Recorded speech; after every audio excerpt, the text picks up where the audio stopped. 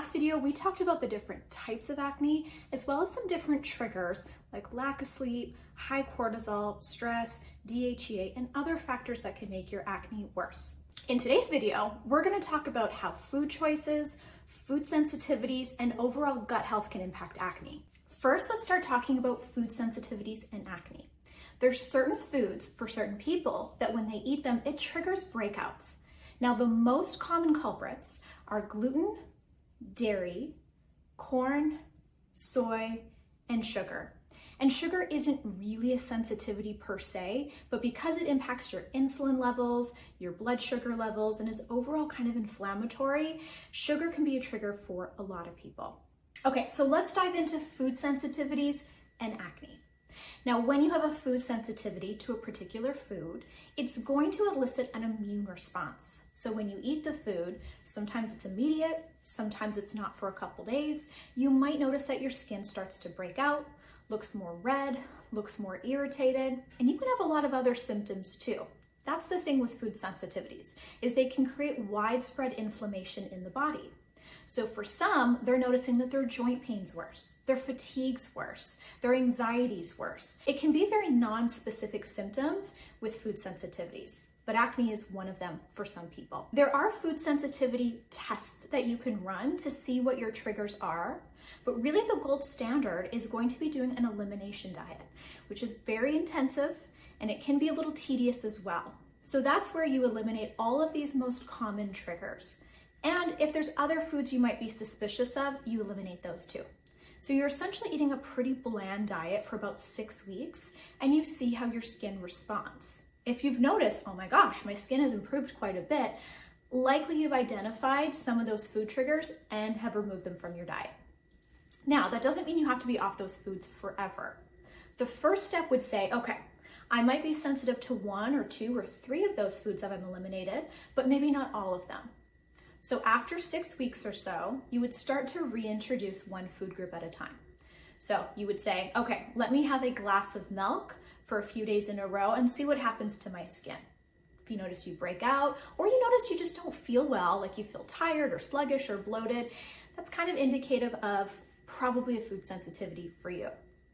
If you've identified one, you remove it again, give it a couple more weeks, and then bring in the next food to see if you can nail down which foods you're sensitive to, which ones are triggering your acne, and the ones that aren't, you can safely bring them back into your diet. So when you're eating food sensitivities, it's eliciting an immune response and creating histamine. And histamine is an inflammatory chemical that the body makes. This chronic low-grade inflammation is also going to be wearing down your gut membrane, leading to intestinal permeability, or also referred to as leaky gut.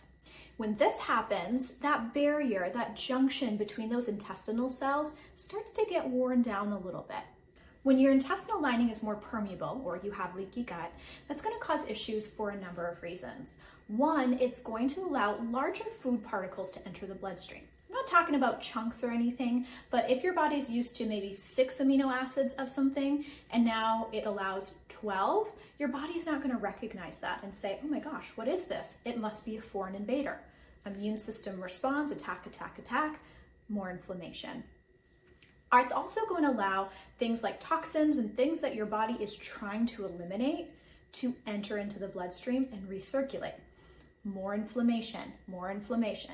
So I think you're getting the trend here is we want that gut to be nice and tight, not to be too permeable to these outside factors that are going to increase inflammation and show up on your skin. It can also affect our microbiome. That's all the trillions of bacteria and yeast that make up that really delicate ecosystem that lives in our gut that controls a variety of things, from processing hormones, processing nutrients, to our inflammatory pathways, to our immune system, to our mood. Honestly, the microbiome is so important. So when that gets disrupted from this chronic inflammation, then that's going to lead to more inflammation. That's going to lead to more side effects, such as feeling more tired, having more of a barrier dysfunction. And our skin is often a reflection of what is going on in the gut. If our gut is happy and healthy and stable, if our microbiome is happy, healthy, and stable, it'll often reflect in our skin and vice versa. So what this means is we probably need to work on gut health and gut permeability as well.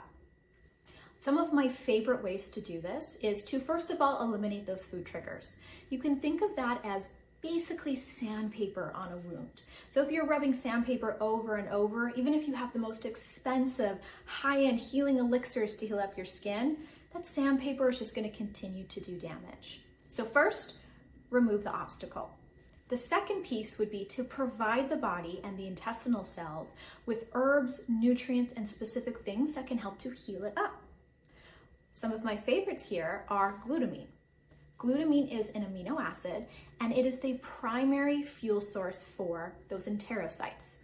Enterocytes are intestinal cells. So it's like giving them the food that they need to repair and regenerate. This is typically taken as a powder, somewhere between like 500 to 1,000 milligrams per day. It can go up to 5 grams. Other important elements for healing up your intestinal lining is making sure that your diet is full of protein, as well as the trace vitamins and minerals that are cofactors in repair. So adequate protein is really important because we use protein to rebuild cells and enzymes and other sorts of things. So if you're not eating enough or not eating enough protein, those repair mechanisms are going to be too slow. So make sure you're getting at least 30 grams of protein 3 times a day, and that should be adequate. Some people need more, some people might need a little less. That's kind of a ballpark number. Other really important minerals are things like zinc. Zinc is very important in repair of intestinal cells, repair of skin in general. It's also really great for acne. So that's kind of like a double bonus there. Vitamin A is another important one. Vitamin A is involved in repair of any of the epithelium, any of those general skin cells in the body. So food sources of zinc and vitamin A tend to be animal foods, things like seafood, as well as meat. Beta carotene is a precursor to vitamin A, which is going to be found in pigmented foods like carrots. But that conversion of beta carotene to vitamin A happens in the gut with healthy intestinal microbiome.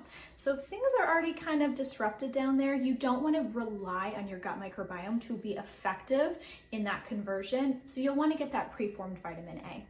Another element is we want to repair the microbiome, that trillions of bacteria and yeast that live in the gut. What they use to feed themselves are prebiotic fibers. Some of the best sources are garlic, onions, bananas. So incorporating some of these prebiotic foods are going to keep your microbiome happy. And when your microbiome is healthy, they're going to be able to make things like short chain fatty acids, like butyrate. Butyrate is really great at healing up the gut and healing up intestinal permeability. Plus, these microbes are responsible for the entire function of your digestive tract. So when they're happy, you're happy, and then your skin is happy too. Okay, I want to highlight one of the foods that I mentioned because this one can have a particularly bad impact on the skin, even if you're not sensitive to it, and that's dairy. So dairy, cheese, yogurt, milk, whatever your dairy choice is going to contain high levels of something called insulin-like growth factor. Research shows that when you consume dairy, your body's level of insulin-like growth factor increases. Okay, so why is this important? Insulin-like growth factor is what you can imagine, a growth factor. And it tends to stimulate sebum production in your skin, that's oil, as well as pore size and just skin texture in general. So if you're struggling with acne breakouts, dairy is usually one of the first things that I would consider to eliminate. This applies to both normal dairy and those of you that eat raw dairy, which I really don't recommend for a number of reasons. In general, dairy can just be a very inflammatory food for a lot of people. Of course, there are exceptions, so don't think that this applies to literally every person on earth. But dairy can make inflammation levels higher in the body, and it can also lead to things like heavier periods and more painful periods. So we're going to talk about that when we talk about periods, because I will be bringing up dairy again.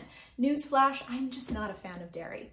Gluten is another food I want to highlight because in general, gluten does tend to be inflammatory for a lot of people. I've seen gluten worsen fatigue, PMDD, depression, autoimmunity, digestive issues, just across the board. I've seen it worsen a lot of conditions, and eliminating it has improved a lot of them. So it's pretty simple. They do make a lot of good gluten-free options these days, so it's not terribly challenging. So gluten is a protein that's found in things like wheat and a few other grains. And it can really impact our gut permeability. So if you're already struggling with this, gluten can just be another source of that sandpaper that can be an obstacle between you healing your gut and healing your skin. Okay, the last food I really want to single out is eggs. Eggs is a very common trigger for acne that I see. Now, eggs can also stimulate insulin-like growth factor, just like we said with dairy, but eggs are also a very high source of biotin. And biotin can be a trigger for acne for many people. We're going to talk about that in a minute when we talk about supplements that can worsen your acne. Biotin in large doses can interfere with B5, pantothenic acid. And that B vitamin is really important for skin health and can improve acne. So by eating a bunch of eggs, you can be doing a double whammy by blocking some of your B5 absorption, as well as getting high levels of biotin, which can trigger skin, and then of course the insulin-like growth factor component as well. Now, really interesting on this piece, there's a condition called Laron's syndrome where there's a genetic issue in the insulin-like growth factor, and these people have very, very, very low levels of this. And what research has found is these people with the really low levels of insulin-like growth factor have significantly less chances of having things like acne, diabetes, and cancer. So it's really interesting, this parallel between insulin-like growth factor, our standard Western diet that tends to contain a lot of dairy, a lot of meat, and a lot of eggs, and some of these conditions. So just a little food for thought. All right, the last piece of this video, I want to go over supplements that can make your acne worse and some supplements that can make your acne better. So let's start with the worst list because this is important. As I mentioned earlier, biotin. You see biotin in hair, skin, and nails supplements because it's supposed to improve hair growth, right? Wrong. Now, if you are deficient in biotin, which almost nobody is, it can help with hair growth. But in terms of what the research shows us, unfortunately, biotin just doesn't really seem to improve hair growth, and it can worsen acne. So large doses of biotin, you'll want to stay away from. You can look at the label on your supplements, and if you see that it's 4,000, 5,000, or whatever percentage of your daily value, that's a high amount I would skip past. Another supplement that can trigger acne is iodine. Now, iodine is really important for our thyroid health, for our ovarian health, for our fertility. But large doses can increase some inflammation in the skin and give you that really inflamed looking acne. Those tiny little dots, the papules that we mentioned before, even maybe some pustules. So just be aware of high doses of iodine. Foods that are really high in iodine that can give the same effect are seaweed. So if you're a sushi lover or if you're snacking on those little seaweed snacks that are so delicious and you find that you're breaking out, just be careful. Now, it's not going to trigger everyone. So if you have acne, it doesn't mean you absolutely have to stay away from these, but just something to be mindful of. Alrighty, next on the list, we have high doses of B12. B12 is often taken for things like energy, weight loss, to even help with hormone production. It's a great vitamin, but high doses for some people can trigger breakouts. And that's because B12 can alter how P. acnes, which is a bacteria that lives on our skin and is known to cause acne, it can alter how that affects our skin. Okay, this next one might seem obvious because we've already talked about dairy, but that is whey protein. So if you're a fitness girly or if you're doing a protein shake after you hit the gym or even as a meal replacement, and it's made from whey protein, this is a huge, huge trigger for acne. This tends to increase insulin levels. It increases insulin-like growth factor, which we talked about before. It is just a recipe for acne. So I would remove this from your diet ASAP if you're struggling with breakouts. Okay, then we have DHEA. A few videos back, we talked about DHEA, which is increased in response to stress when our adrenals are under a lot of stress, right? It's released with cortisol. It is a precursor to testosterone, and that's the reason why people would take it. If their testosterone levels are low or they're trying to increase muscle mass or even libido, you can take an over-the-counter DHEA supplement. It's all fine and dandy, but it does tend to increase oil production and skin buildup, so just be careful. Now, this isn't going to be for everybody. If your levels are low for other reasons, supplementing can be really great. So just be careful. If you're taking this and you're breaking out, you might want to stop. All right, on to the exciting stuff. Let's talk about supplements that can help improve your acne. The first one, and in my opinion, the most crucial one, is vitamin D. If you have low vitamin D levels, which the majority of Americans do, then that is going to increase your chances of having acne. Now, sufficient vitamin D would be somewhere between 50 to 80 on lab work. Now, I live in Arizona, like literally the sunniest place in the country, and I still find that people have low vitamin D levels. Part of that is because it's a multiple step process. The UV light from the sun has to hit cholesterol in our skin, which then has to be processed and activated by our liver, our kidneys, and our gut microbiome. These days, a lot of people's gut microbiome are suffering just because of things like food sensitivities, pesticides, herbicides, things that we're consuming that's killing off our poor little microbiome. So one of the easiest ways to get sufficient amounts is to take it in a supplement form. Vitamin D3 with K2, because that's going to be important for telling the calcium that you absorb to go to your bones. Without the K2, you don't really get as much of that direction to tell your calcium to go into your bones. So vitamin D is important.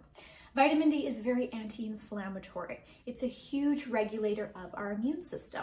And think about it. Acne is an inflammatory and an infectious process. So it includes our immune system in multiple ways, and having adequate vitamin D is going to be really helpful in controlling those elements. Okay, next we have zinc. Zinc is really important, as we mentioned before when we were talking about leaky gut, in skin healing and wound healing. It's very anti-inflammatory on the skin and healing for the skin. There's some research that even shows that taking zinc 3 times per day is as effective as taking an antibiotic for acne.